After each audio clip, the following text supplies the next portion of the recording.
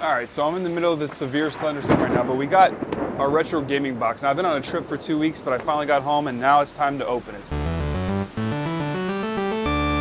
All right, so starting off, we got Gotcha for the NES.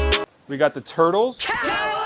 This, in my opinion, is the best Star Wars game that's ever been made, in my opinion. For the N64, Shadows of the Empire. And then the last one, ooh, got Mortal Kombat 2.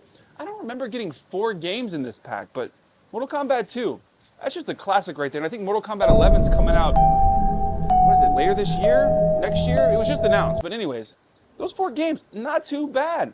Do have a mouse, an NES mouse that I found off Amazon. It's pretty sick. And I'm gonna go ahead and review that one